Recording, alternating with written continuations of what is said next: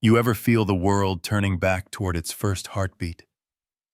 Listen closely in the rhythm of the streets, the colors of the runways, the voices of young leaders. You can hear Africa calling the world home again. For centuries, they told us Africa must catch up. Yet look around. It is the world that now runs to keep pace with her spirit. The rhythm, the warmth, the soul, it's everywhere. And standing quietly at the center of that rhythm is a man whose calm gaze has become a mirror for millions. Captain Ibrahim Traoré. When he spoke for his people, it wasn't anger that moved them, it was memory. That was the Ibrahim Traoré moment. The world could not ignore a reminder that dignity still speaks the oldest language on earth. Before we journey deeper, hit subscribe and join this circle of remembrance. Because what began as a whisper from Burkina Faso is now a chorus rising from every drum, every loom, every heart that remembers who we are. The world once called Africa the past. But today, brothers and sisters, Africa sounds like the future. There are moments when liberation doesn't arrive with guns or speeches, but with thread and color. For generations, the courts of Burkina Faso echoed with the hush of imported robes, heavy cloth, foreign cut, stitched in silence. The judges who wore them carried the weight of another people's design. Then one day, a young captain walked in and changed the fabric of justice itself. Captain Ibrahim Traoré looked at those black European gowns and saw not authority, but absence, a nation hidden beneath borrowed cloth. His command was simple yet seismic: cast off the foreign robes and clothe the court in Faso Dan Fani, the hand-woven pride of our mothers and grandmothers. In that instant, looms across the land began to sing.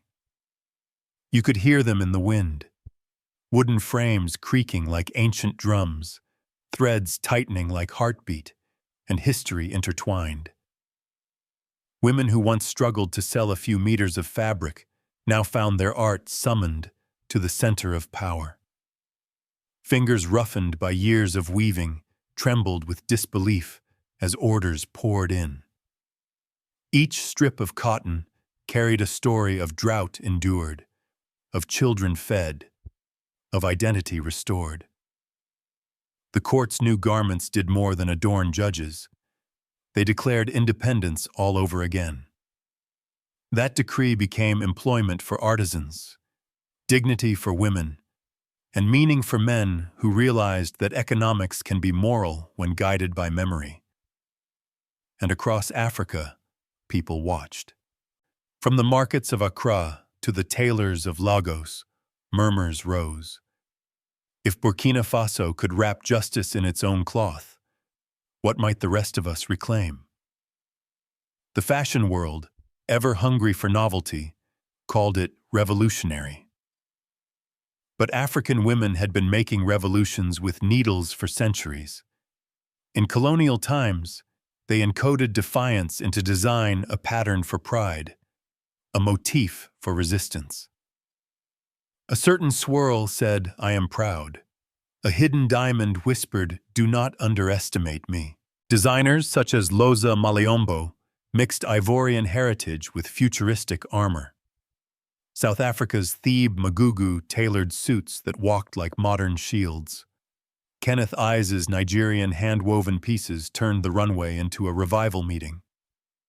Suddenly, European editors who once dismissed tribal prints stumbled over Yoruba words, trying to pronounce aso oke with reverence instead of ridicule.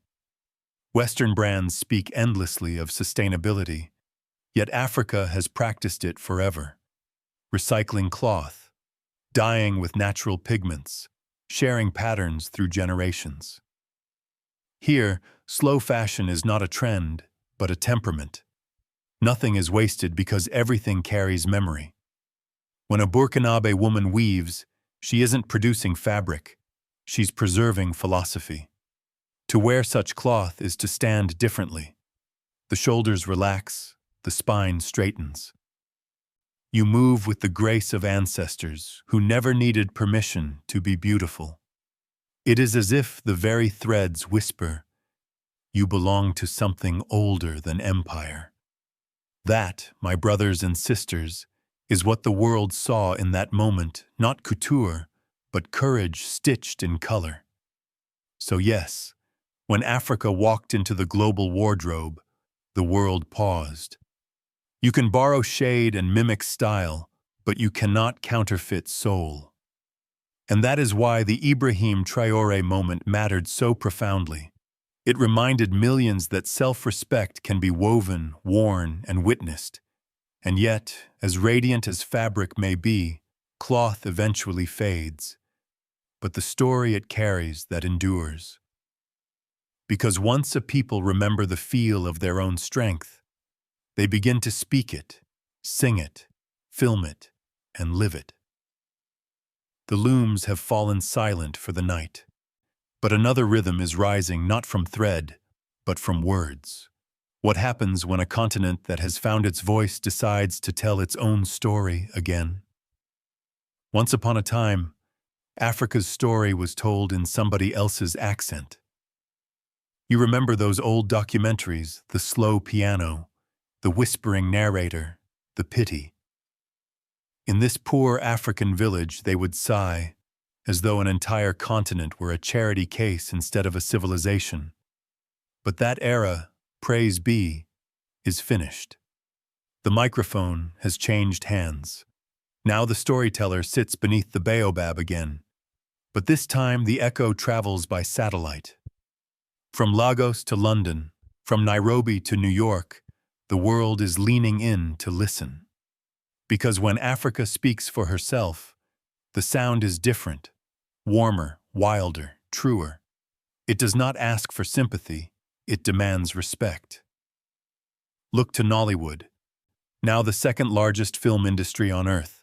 It is noisy, chaotic, fearless, just like the markets that raised it. Each film a sermon in laughter and lament. You can smell the palm oil and hear the gospel choirs between gunshots and love songs. In those stories, corruption wrestles with faith. Family argues with fate, and magic hides behind the neighbor's door. That is Africa.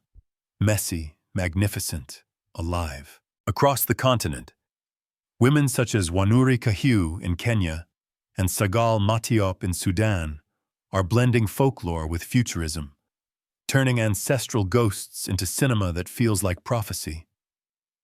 On streaming platforms once ruled by Hollywood, African titles now glow with pride. Viewers press play not out of pity, but out of hunger for color, contradiction, humanity.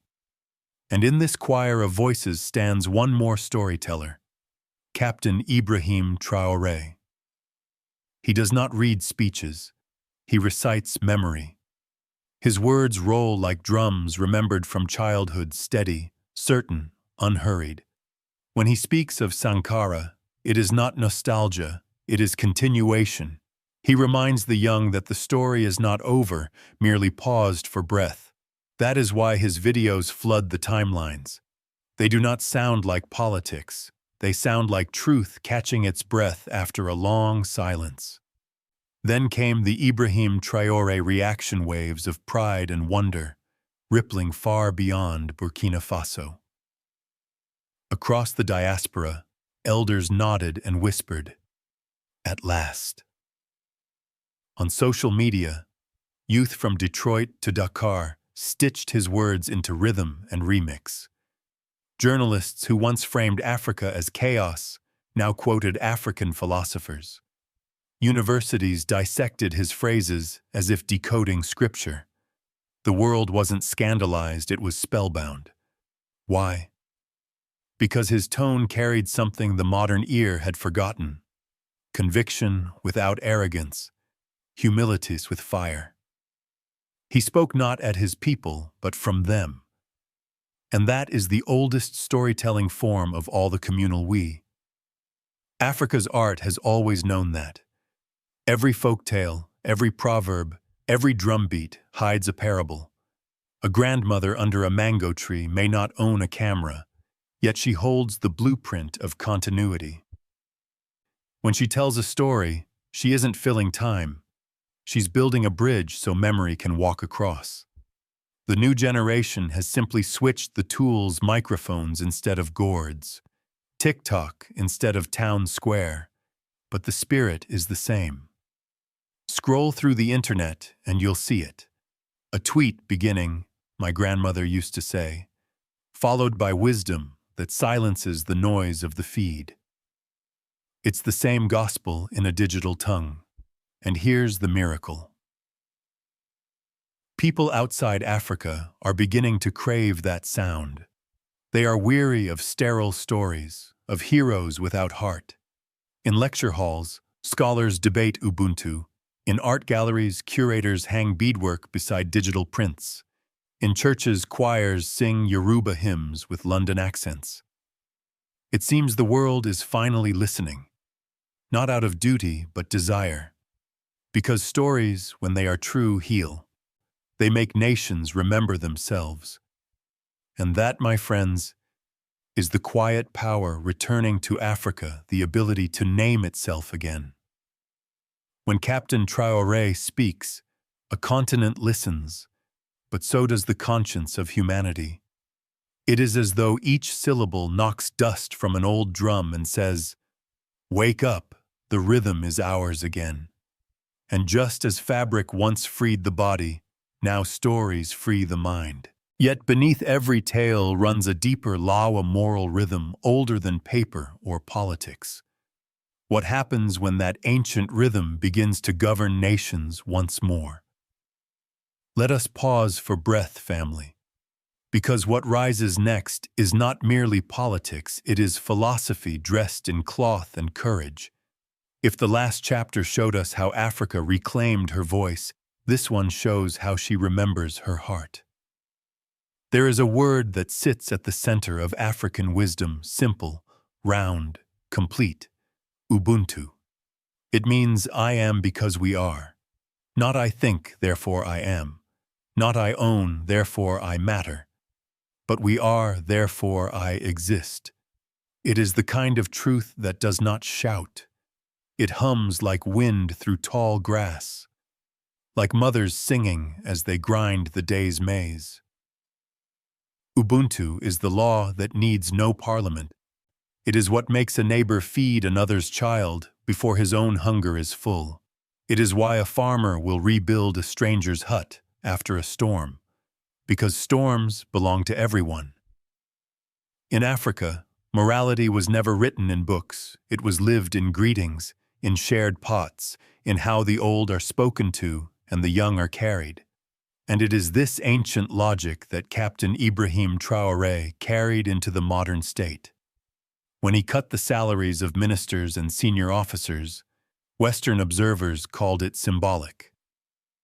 But the people of Burkina Faso knew better. They called it Ubuntu in uniform, because leadership, in its truest African form, is not about privilege, it is about participation. When a chief ate last, when a king measured his wealth by the laughter of his village, that was governance before governments. So when Traoré said, "If my people suffer, I have no right to comfort," he was not being poetic, he was being ancestral. He was translating the old village code into the language of modern power. Now look beyond Burkina Faso. You'll find the same heartbeat in Ghana, where President Akufo-Addo says, "We must think beyond aid." In Tanzania, President Samia Suluhu governs with grace, not grandeur. In Rwanda, Paul Kagame turns discipline into progress. Across the Sahel, a quiet principle is returning the idea that leadership is a sacred trust, not a personal stage. And the world, at first confused, is beginning to listen. Western universities now teach Ubuntu as a framework for ethical leadership. The United Nations references it in peacebuilding. Even Silicon Valley, the temple of technology, whispers the word in its workshops. They say, "How can AI learn compassion?" Africa smiles gently and replies, teach it to care for the neighbor. Imagine that the same continent once labeled primitive now tutoring the machines of the future in humanity. Can you see the poetry? When morality was exported, it returned corrupted by ego. Now the source is restoring its stream. But Ubuntu is not theory. It is practice. It is seen in the mothers who share what little they have, in youth who code apps to solve local problems instead of chasing viral fame, in villagers who pool their savings to light the only school in miles. Every act of togetherness is a sermon, and each sermon says, "We are each other's harvest." That is why the new African leadership feels spiritual, not strategic, because it does not separate economy from empathy. It knows that progress without compassion is just another form of poverty. Now, brothers and sisters, let's be honest. The world beyond still trembles in loneliness. Technology connects devices but not souls. Nations are richer, yet emptier. Families dissolve faster than ice in the sun. You can feel it, that ache in the modern air. And Africa, quiet but steady, walks in like a doctor with an old medicine bag. Inside are proverbs, songs, rituals of sharing, and one word written on the bottle: Ubuntu. So I ask you this: could Ubuntu heal the world? Could that simple sentence, "I am, because we are," be enough to mend economies built on greed, cities starved of community, and hearts trained to compete? Tell me in the comments below, do you believe the world could ever lead with Ubuntu? Because if hearts can change, technology will follow. And as you will see in the next chapter, Africa's next revolution does not march, it hums in circuits, in code, in compassion. When the rhythm of Ubuntu meets the rhythm of innovation, what kind of future begins to sing? If Ubuntu is Africa's heartbeat, then technology is its new drum. The rhythm may sound modern, but the message is ancient. Connection before competition. Across the continent, a young generation is coding not for glory, but for grace. They are inventors with dust on their shoes and hope in their palms. Consider the numbers. The average age in Africa is 19. The average age in Europe is over 40. That means the future has already woken up here. It speaks in emojis, prays in hashtags, dreams in algorithms, and still greets the dawn with "Good morning, my brother."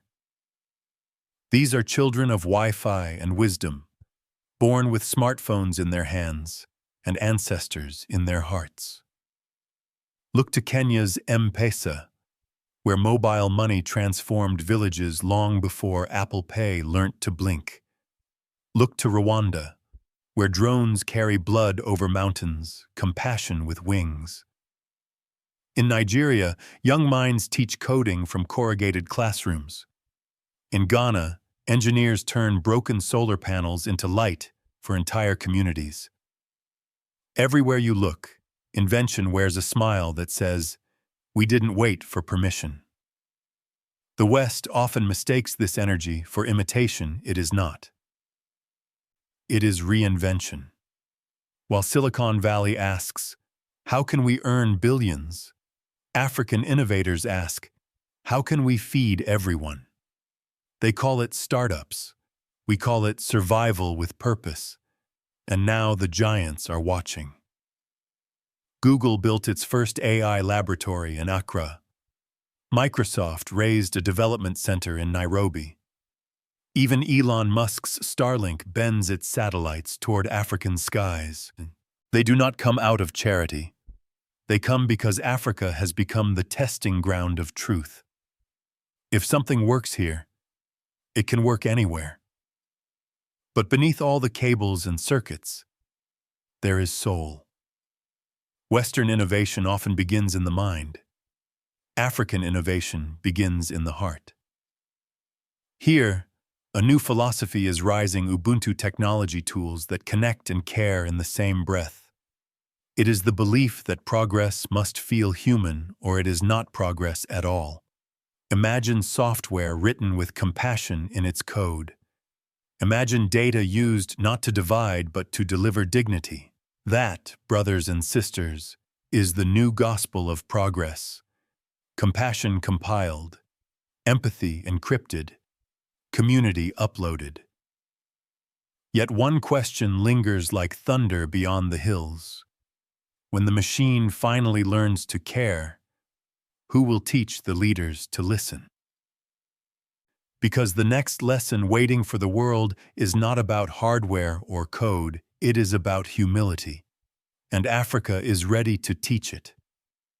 There is a quiet power moving through Africa tonight, not a march of soldiers, but a procession of spirit.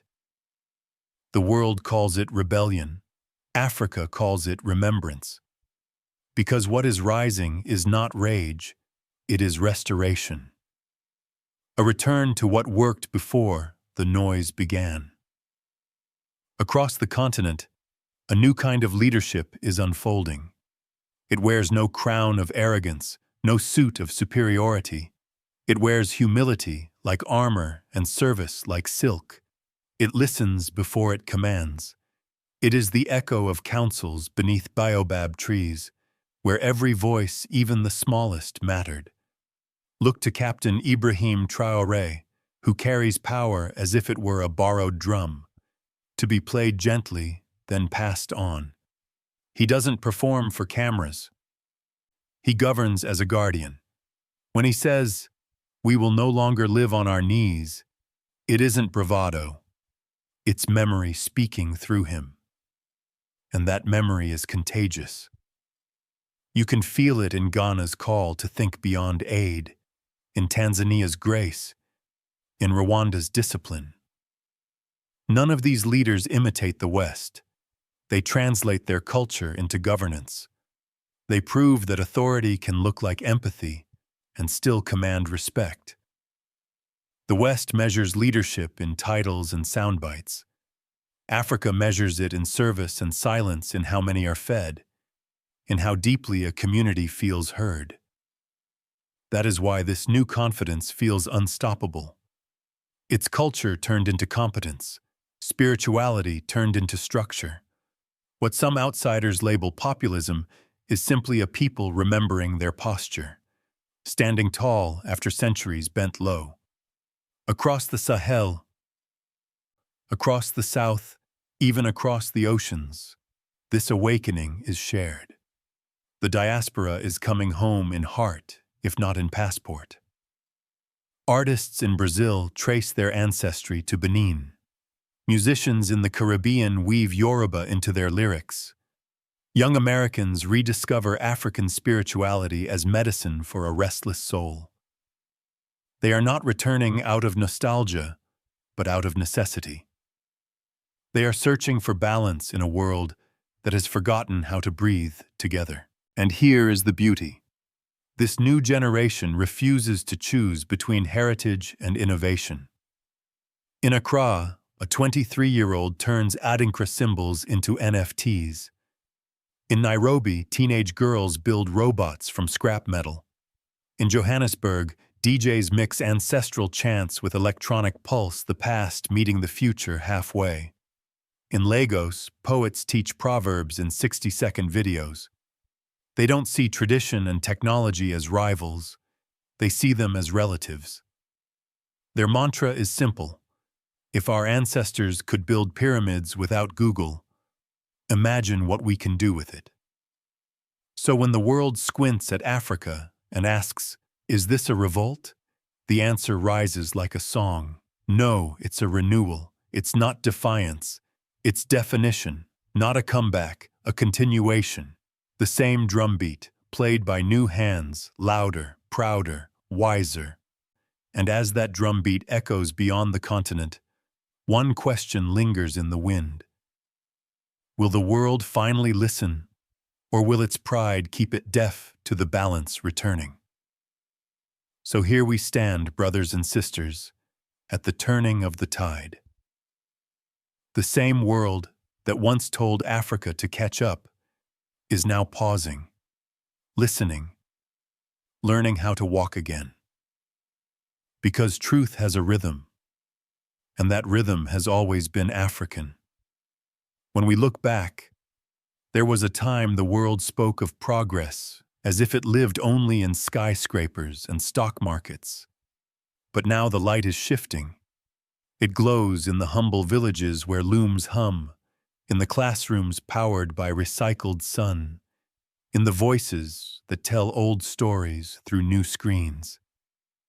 It glows in that single, unforgettable Ibrahim Traoré moment, the day dignity stood upright in uniform and said, "We remember who we are." That moment was not a headline. It was a homecoming. And the Ibrahim Traoré reaction proved it. It wasn't chaos or controversy, it was awakening. Millions across the diaspora felt their backs straighten, their hearts steady. They saw leadership that didn't imitate, it illuminated. The world watched, uncertain but moved, because it had not seen such certainty in a long time. You see, every Ibrahim Traoré moment carries a whisper from the ancestors. Do not bow to the borrowed. Stand in what is yours. It tells us that the future is not a place we are rushing toward. It is a memory we are reclaiming. Africa does not need to rise. She needs only to remember. Because what she remembers, humanity rediscovers. So yes, the balance is returning. The world is tired of noise. It hungers for meaning. It is tired of speed. It longs for soul. And Africa, steady and smiling, offers the oldest remedy: connection, compassion, continuity.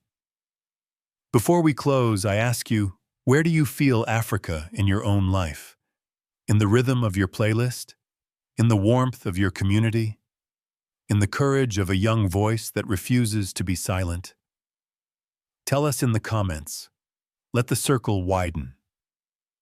And if this story stirred something in you, don't just watch, join. Subscribe, share, and speak your truth. Because together we are the story. And the story is not over. The world isn't witnessing a continent's rise. It's witnessing the world's remembrance, the return of balance, the return of soul.